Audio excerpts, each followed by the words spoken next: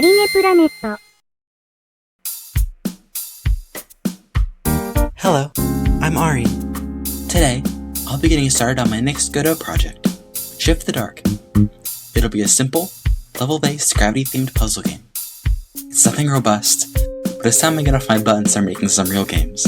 After years in the field, there have been many projects that I've left to rot, whether it be forgetting about them, moving on to other things, or frankly just making abominations.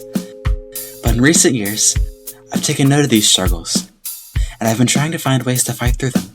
So to take note of this progress and show it to the world, I've decided to turn the process into a tangible devlog series.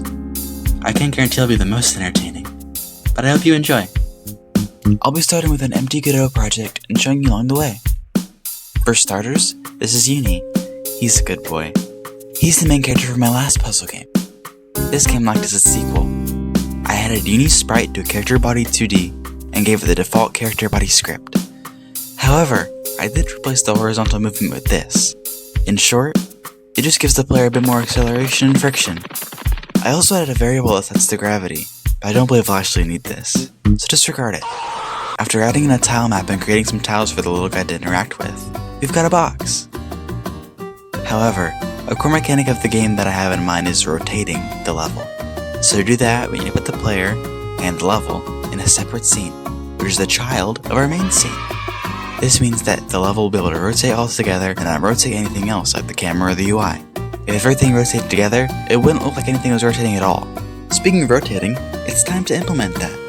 With how Godot handles its internal physics, doing this will be pretty simple. When a player presses the left or right rotation buttons, currently Q or E, we can add or subtract 90 degrees to create a full rotation.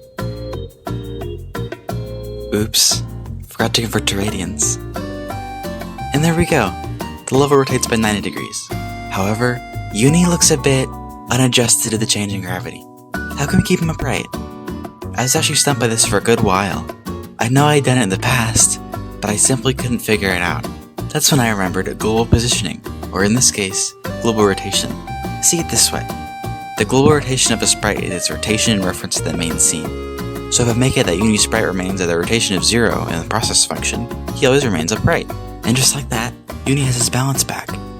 Next, we need to fix the sharp snapping of the level's rotation. When we just add 90 degrees to the rotation, it changes instantly. The solution is simple: tweening, or in-between animation. Using tweens, we can interpolate the position from the start of the rotation to the end, creating this smooth, satisfying turn. The best way to go about this in a game with lots of tweens is a global function for tweening based on input. This saves time and makes your code easier to read. Beautiful. Things are looking pretty good for the basis of the engine. Let's finish the first devlog with a couple more touch-ups. Next is something so simple, yet so frustrating, that I consider it hell on earth. Tiled backgrounds. Is it something I've done before? Yes. Did I remember how? No. I tried Sprite 2Ds, shaders, Polygon 2Ds. I was so confused on why I couldn't just find easy information. But after 10 minutes of searching, I found it. The texture rect node. It was as simple as setting it to repeat and stretching it to fit my scene. Hooray! Looking good so far. I think when the player rotates, the player should have a moment to pause in the air. Sort of like the gravity version of Coyote Time. It won't be perfect until the platforming sections are built, but we can refine it later. Basically, we disable the player's input, as well as the fall of gravity when they shift gravity. We set a wait timer, and re-enable input when it's done. Pretty simple. And we're done. Today, we created a moving player, the basics of the game's fundamental mechanic, and even some extra polish. It's not much yet, but I hope to create more of these devlogs soon. Will the next video be as polished and charming as this one? I don't know. But I hope you stick around. All of what I do takes a lot of effort, and liking, subscribing, or leaving a comment would make me really happy. But thank you for watching. Bye for now.